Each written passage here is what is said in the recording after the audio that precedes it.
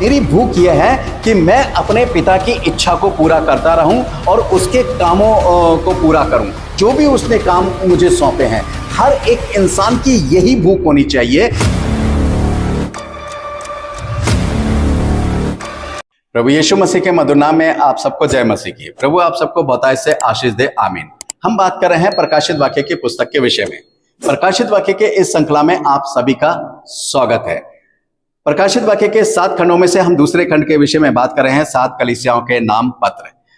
प्रकाशित वाक्य में से हम थुआतीरा की कलीसिया के बारे में सीख रहे हैं। थुआतीरा का कलीसिया का ये 5वां भाग है। पिछले संदेश में हमने चौथे भाग के विषय में सीखा था थुआतीरा के, जहां प्रभु यीशु मसीह जो है सहमति देता है उस दूत को कि जो कुछ तेरे पास है वो मेरे आने तक थामे रहे। आज हम जो सीखेंगे, इस विषय में सीखेंगे कि मसीह द्वारा दूत और उसके समय के लोगों को, जय पाने वालों को, वो क्या रिवार्ड देना चाहता है, क्या देना चाहता है, किस तरीके से उनको सम्मानित करना चाहता है। जी हाँ, आप मेरे साथ निकाल सकते हैं, पढ़ सकते हैं प्रकाशित वाक्य 2 अध्याय और उसका 26 से 29 पद तक। यहां पर मैं पढ़ना चाह रहा हूं। यहां पर इस प्रकार से लिखा है, जो जय पाए और मेरे कामों के अनुसार अंत तक करता रहे, मैं उसे जाति जाति के लोगों पर अधिकार दूंगा और वह लोहे का राजदंड लिए हुए उन पर राज करेगा। जिस प्रकार कुम्हार के मिट्टी के बर्तन चकनाचूर हो जाते हैं, मैंने भी ऐसे ही अधिकार अपने पिता से पाया है।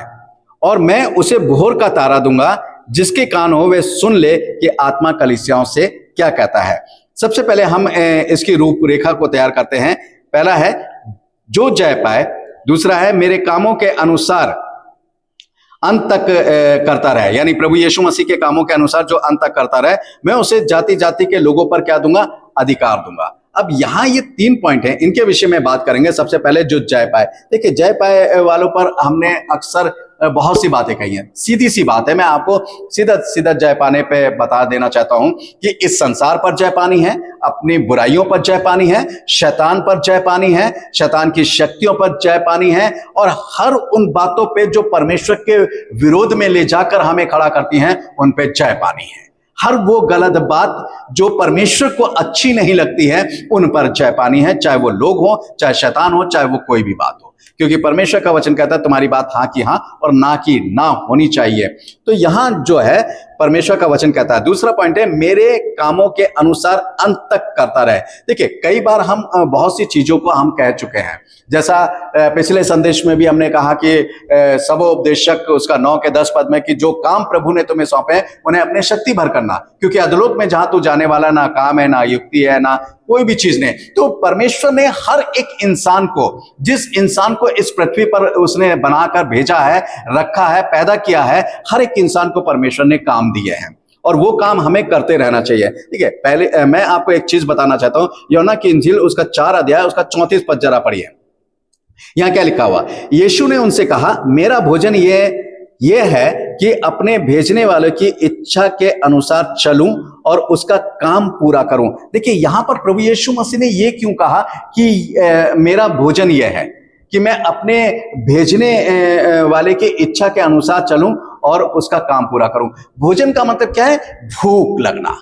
देखिए, जब भूख लगती है तभी मतलब क्या कहते हैं, इंसान भोजन करता है। जब भूख नहीं लगेगी, पेट भरा रहेगा, तो इंसान क्या खाएगा। तो यहां पर यीशु मसीह ये कहना चाहता है कि मेरी जो भूख है, मेरी भूख यह है कि मैं अपने पिता की इच्छा को पूरा करता रहूं और उसके कामों को पूरा करूं, जो भी उसने काम मुझे सौंपे हैं। हर एक इंसान की यही भूख होनी चाहिए यदि हम प्रभु यीशु मसीह के मानने वाले हैं। तो अगर हम प्रभु यीशु मसीह के मानने वाले हैं, हमारी भूख ये होगी कि हम उसकी इच्छा को पूरा करें और उसने जो काम सौंपे उस कामों को पूरा करें। तो क्या होगा, तब हम परमेश्वर जो है वह हमें तृप्त करेगा, प्रभु जो है हमें तृप्त करेगा। ये सारी चीज है। अब इच्छा के बारे में मैं आपको एक चीज बता देना चाहता हूं। मत्ती 7 अध्याय उसका 21 पद पढ़ेंगे। वहां प्रभु यीशु मसीह क्या कहता है, प्रभु यीशु मसीह कहता है, हर एक जो मुझे हे प्रभु कहता रहता है, परमेश्वर के राज्य में प्रवेश नहीं करेगा, बल्कि वही जो मेरे स्वर्गीय पिता की इच्छा को पूरा करता है। तो स्वर्गीय पिता की इच्छा क्या है कि हम उसकी आज्ञाओं का पालन करें। स्वर्गीय पिता की इच्छा है कि हम उसके नियमों का पालन करें। स्वर्गीय पिता की इच्छा है कि जो काम उसने हमें सौंपे हैं, उन कामों को हम इस पृथ्वी पर रहकर पूरा करें। ये स्वर्गीय पिता की इच्छा है। और जो काम उसने सौंपे हैं, सबोपदेशक 9:10 में भी मैंने ये बात आपको पढ़ाई है और बता दी है। और मैं एक बार फिर से आपको बता देना चाहता हूं, सबोपदेशक 9:10 में, जो काम तुझे मिले उसे अपने शक्ति भर करना, क्योंकि अधोलोक में जहां तू जाने वाला है ना काम, ना युक्ति, ना ज्ञान और ना बुद्धि है। अब मैं आपको एक पॉइंट और बताना चाहता हूं। यूहन्ना 17 अध्याय उसके 4 पद में प्रभु यीशु मसीह क्या कह रहा है? जो कार्य यानी काम तूने मुझे करने को दिया था, उसे पूरा करके मैंने पृथ्वी पर तेरी महिमा की है। आप ध्यान दीजिएगा कि काम तो आप ही कहते हैं, हम तो प्रभु के काम कर रहे हैं। चर्च जाना काम नहीं है, बाइबल पढ़ना काम नहीं है, प्रार्थना करना काम नहीं है। ये क्या है? ये आपकी जरूरत है। चर्च जाना, दुआ करना, बाइबल पढ़ना, ये सारी चीजें हमारे आत्मिक जीवन की जरूरत है। मगर काम क्या है? भले काम करना, बुराई से दूर रहना, दूसरों की सहायता मदद करना, जितना भी हो सके वो काम है। अब प्रभु यीशु मसीह क्या कह रहा है? पिता से प्रार्थना कर रहा है। यूहन्ना 17 अध्याय की सबसे लंबी प्रार्थना है। उस प्रार्थना के बीच में प्रभु यीशु मसीह कहता है, हे पिता, तूने मुझे जो काम दिए थे वो मैंने पूरे कर दिए हैं। यही प्रार्थना हमारी होनी चाहिए अपने अंतिम समय तक, कि जब तक परमेश्वर के सारे काम हमारे जीवन के द्वारा प्रकट ना हो। देखिए, उन कामों के द्वारा परमेश्वर की महिमा होनी चाहिए। आप काम तो परमेश्वर के कर रहे हैं, मगर परमेश्वर की महिमा नहीं हो रही। बहुत सी संस्थाएं, बहुत से पादरी इस दुनिया में काम कर रहे हैं, मगर बहुत से संस्थाओं के द्वारा, बहुत से पादरियों के जीवन के द्वारा, बहुत से सेवकों के द्वारा प्रभु के काम तो कर रहे हैं, मगर प्रभु को महिमा नहीं मिल रही है। तो प्रभु क्या कह रहा है? जब प्रभु को महिमा नहीं मिल रही है तो वो काम प्रभु में नहीं गिना जाएगा।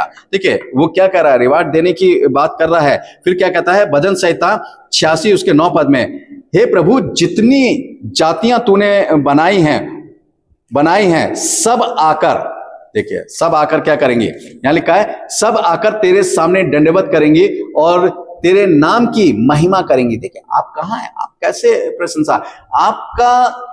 आप जहां रह रहे हैं, आपका जीवन ऐसा होना चाहिए कि आस पड़ोस के लोगों पर उसका प्रभाव पड़ना चाहिए।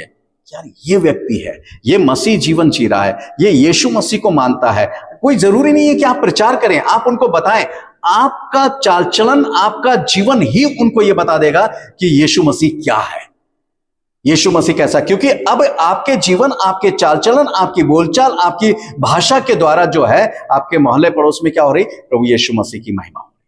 और ये महिमा जो है वो हमें बताते रहना है। परमेश्वर का वचन जो है इस बात को बता रहा है। क्या कह रहा है? प्रभु यीशु मसीह का काम क्या है? परमेश्वर की इच्छा पूरी करना, परमेश्वर की महिमा करना, परमेश्वर के राज को स्थापित करना, बुराई के बदले बुराई नहीं करना, दोष न लगाना, दूसरों पर दया करना, अनाथ, बेसहारा और विधवाओं को संभालना, गरीबों की सहायता और मदद करना, भूखों को रोटी खिलाना, सताने वालों के सामने प्रार्थना करना, दुश्मनों को क्षमा करना, न्याय करना, और क्या कहते हैं, ये सारे काम जो हैं, और दूसरों के लिए नमूना बनना, ये सारे काम हैं। और फिर तीतुस 2:7 में क्या लिखा है? सब बातों में अपने आप को भले कामों का नमूना बना, तेरे उपदेश में सफाई और गंभीरता हो। परमेश्वर का वचन क्या कह रहा है? कि सब बातों में ये काम है, ये प्रभु यीशु मसीह ने काम लगाया। ये सारे काम हमें करना है, दूसरों की भलाई के लिए जो है वो हमें काम करना है, और इन कामों को हमें करते रहना चाहिए जो परमेश्वर का वचन बता रहा है। देखिए, बात जो है रिवार्ड की अभी खत्म नहीं हुई है।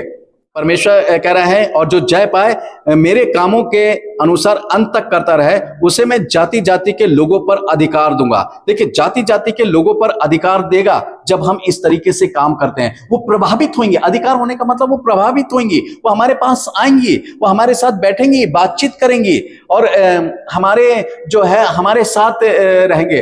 अधिकार होगा, आपका अधिकार होगा। आप वो कहेंगे कि बताइए हम क्या करें, वो आप उनको ऑर्डर देंगे, आप उनको बताएंगे, आप उनको आज्ञा देंगे, वो आपके उस आज्ञा के अनुसार काम करेंगे। मगर आपका प्रभाव जो है वो पड़ना चाहिए। जब आप मसीह यीशु के उन कामों को पूरा करते हैं तो आपका प्रभाव जो है वो उन पर पड़ना चाहिए, और वो पढ़ते रहना चाहिए। मेरे प्यारे भाइयों बहनों, आप बने रहिए, क्योंकि अभी जो है, अभी इसका जो है 27 और 28 और 29 पद रह गया है। इसको हम आने वाले संदेश में जो है, आने वाले वीडियो में आप इसको देखेंगे कि परमेश्वर जो है राजदंड की बात है, कि आखिर राजदंड है क्या, इसके बारे में हम अगले वीडियो में देखेंगे। तब तक के लिए प्रभु आप सबको आशीष दे। आमीन।